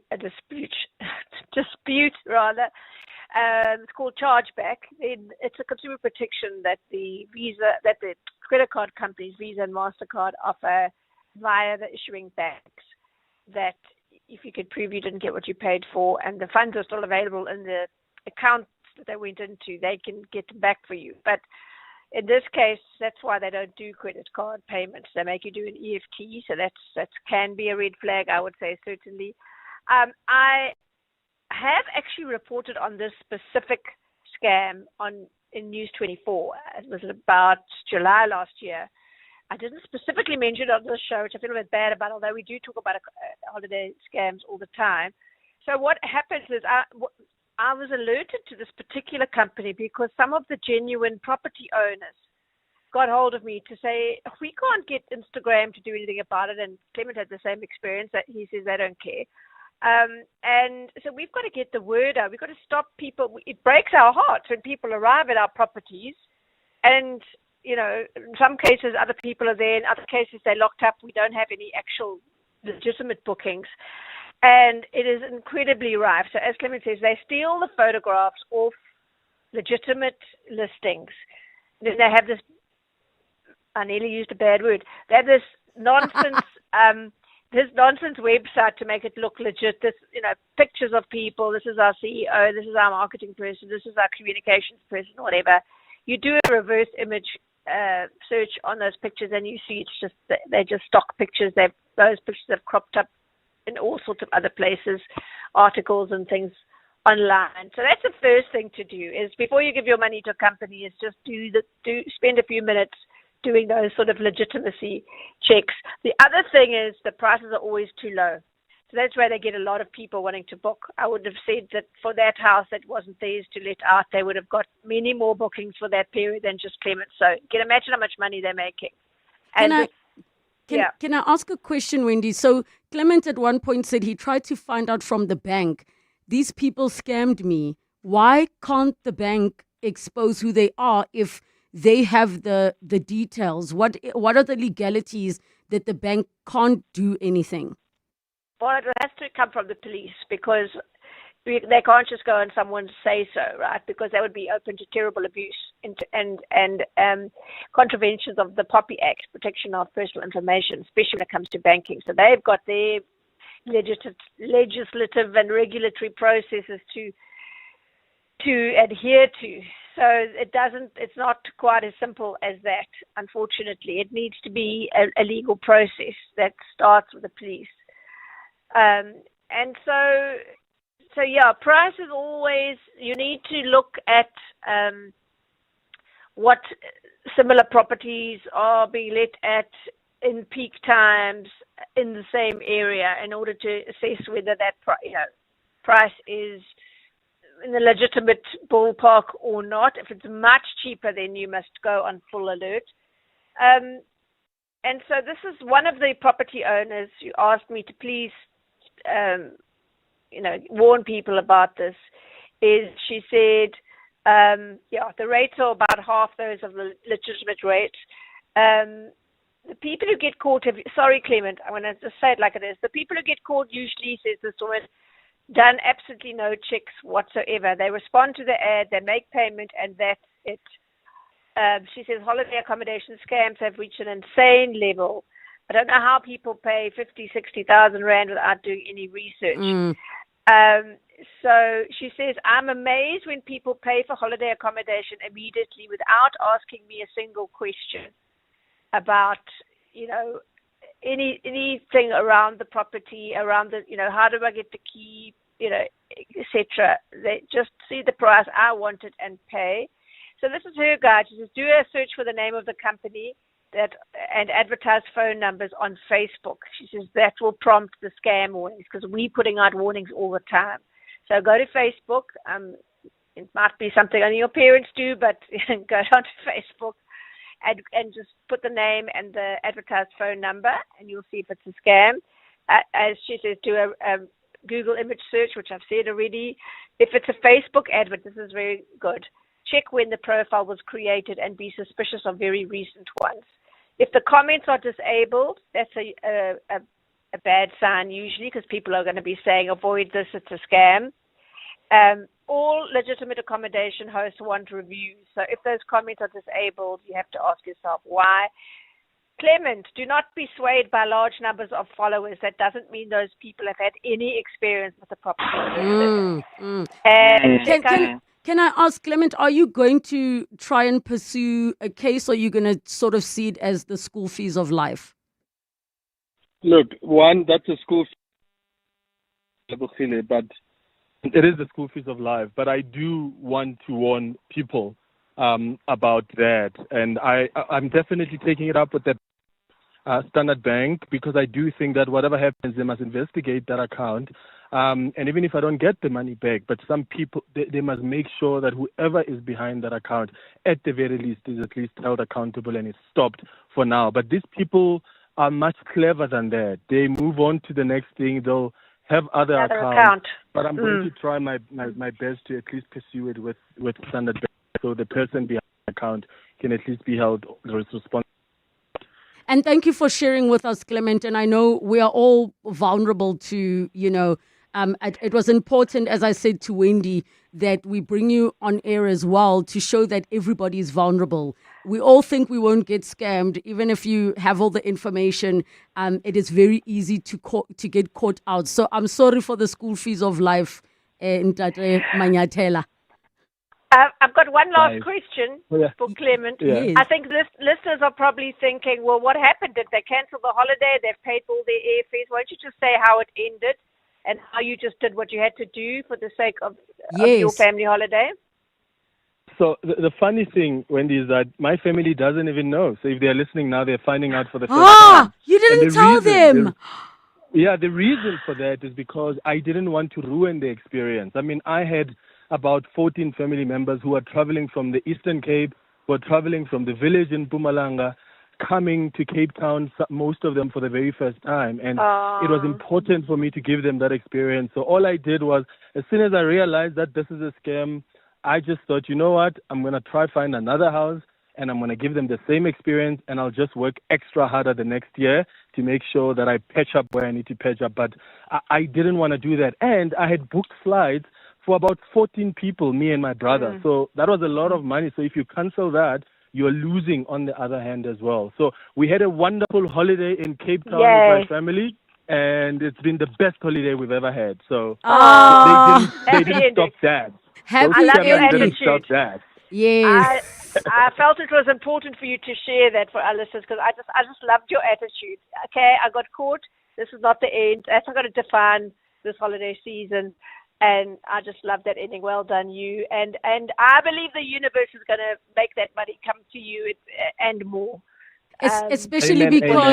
Especially because culturally, Wendy, we do believe when you do things for elders, you will be blessed. So I have no doubt in my mind, Clement, for you to have a baholo from Mahayeng getting to experience the ocean and a plane for the very first time, I think even if you had lost 200K, you were going to make a plan. So I think all will be well. Thank you so much for sharing. And on that note, Wendy, before we go to the final one, Mbalenke in Centurion, because obviously not everybody is in a position, Wendy, to just put down money or put it on a credit card, says, Relebogile and Wendy, I really connect with Clement as well. My family and I planned a trip to Zimbabwe in KZN. Woo, we spent over 10,000 Rand in a lovely spacious accommodation, only to find out after we had traveled from Gauteng all the way to the gate, this accommodation does not even exist and we lost all of that money.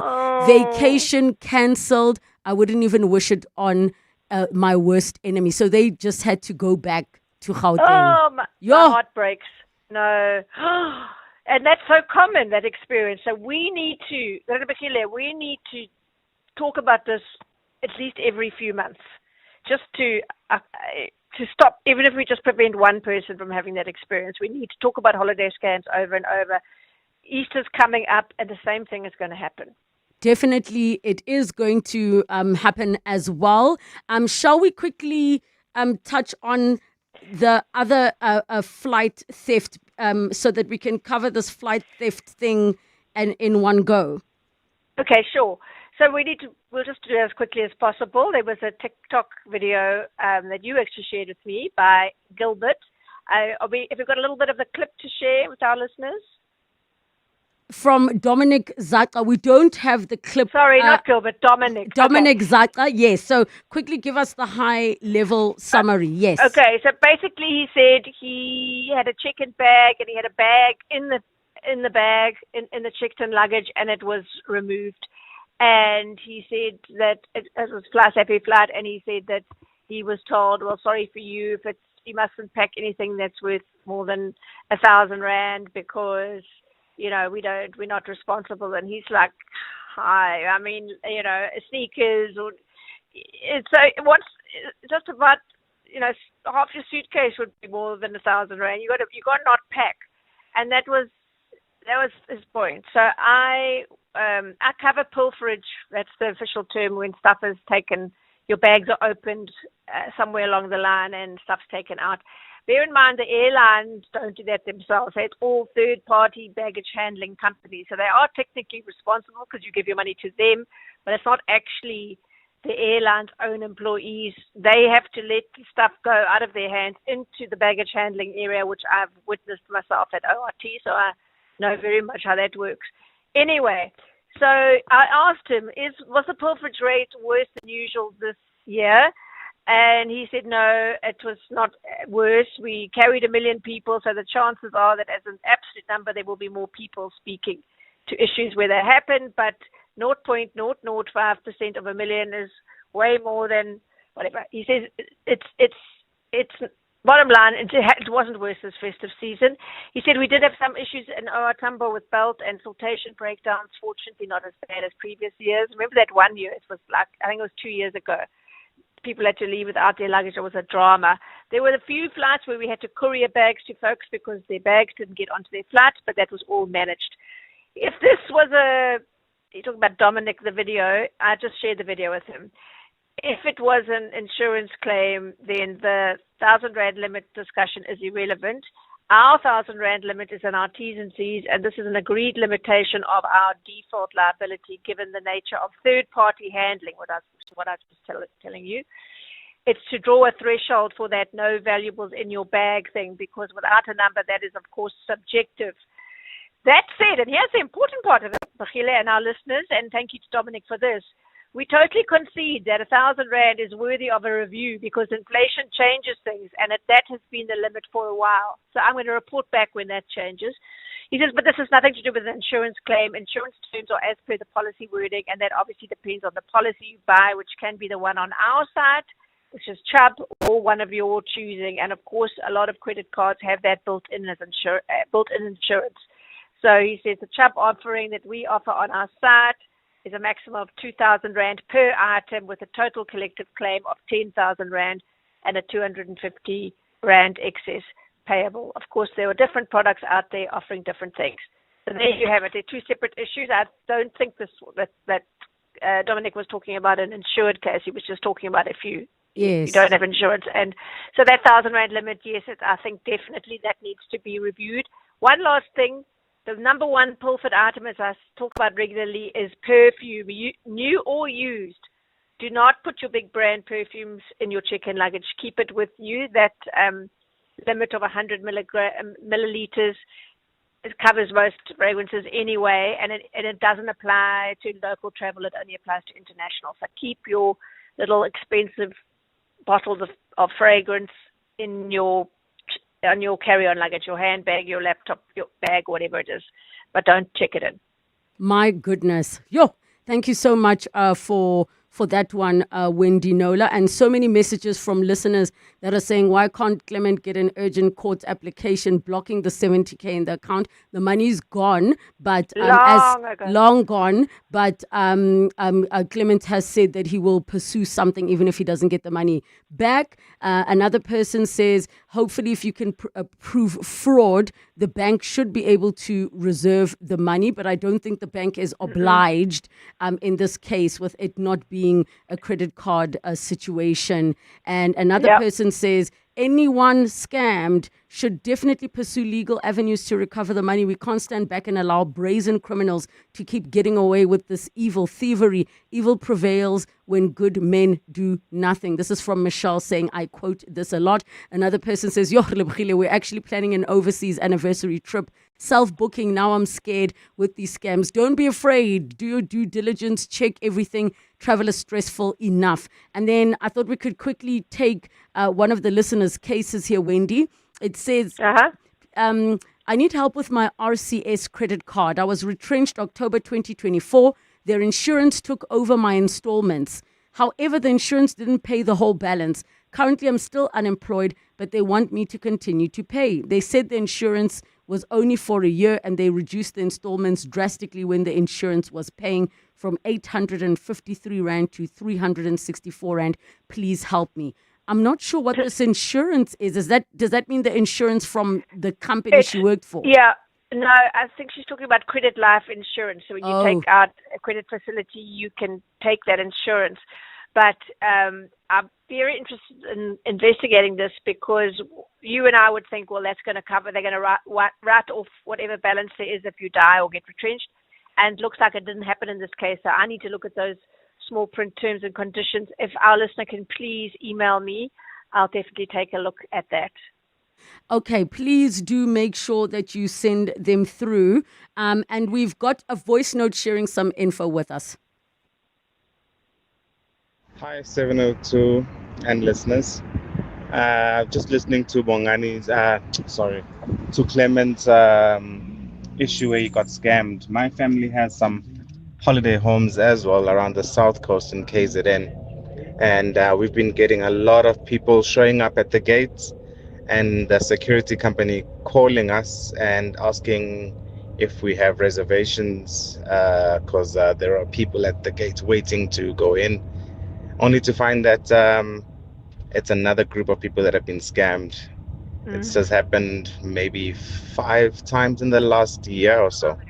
Yeah, and I got hold of the person who's been scamming them on the phone. It was an older Afrikaans gentleman by the sounds of things, by his voice. And he just told me straight to my face that try find me. I'm going to keep doing it. So yeah, just be careful. Yo, try find me. I'm going to keep doing it. We're going to have to leave it there because we have run out of time. Any of your stories that we didn't get to, 702 afternoons at 702.co.za. Thank you so much, Wendy Nola. Clientele is here to safeguard you and your family with compassion because life happens. Be part of a family that truly cares. Our funeral dignity plans have helped South Africans bury their loved ones with dignity for more than 30 years. Let us help you create a meaningful tribute that honors your life and those of your loved ones. We pay out within 24 hours and you will get double accident cover with a Clientele funeral plan. Our plans are affordable. Pick the option that suits your needs. It's easy to apply. No medical examinations and no paperwork. SMS funeral to 31586. That's 31586. Clientele Life is an authorized FSP and licensed life insurer. T's and C's online. Standard rates apply. They're back on home soil. The Proteas men get behind the World Test champions as they faced the West Indies in a T20 international at DP World Wanderers on the 31st of January. This match also marks Pink Day and a send-off to the ICC T20 World Cup. Pitch up in pink, bring your unbreakable spirit and support a great cause. Get behind the Proteas men against the Windies for Pink Day. Visit cricket.co.za to book tickets. In Africa, we say the chameleon looks in all directions before moving. At Plus 94 Research, we understand the importance of careful consideration. By analyzing comprehensive data and diverse perspectives, we help you make informed decisions that stand the test of time. Don't leap without looking. Move forward with insight and precision. Plus 94 Research, the science of decision making. John Perlman. Weekday afternoons, 3 to 6. I wonder if we can connect, Mr. Cameron, this number that reflects incidences of crime, but secondly, resolution of crime through the criminal justice system. Would it be fair to conclude that if there are all these unlawful arrests, that the police not only are creating financial liability for the South African public, but they're actually wasting time? So until we sort out the streamlining of that, we're constantly going to have this clash where we're just arresting for the sake of it, chasing numbers. John Perlman. 3 to 6 on 702. 702 Afternoon Drive with John Perlman is proudly brought to you by Telkom Business. Possibility begins here. Thank you so much for joining us on 702 Afternoons. John Perlman is up next for 702 Drive. It's 3 o'clock. This is EWN. President Ramaphosa to visit flood-stricken Limpopo and CCTV footage of DJ Waris's murder not to be brought to court.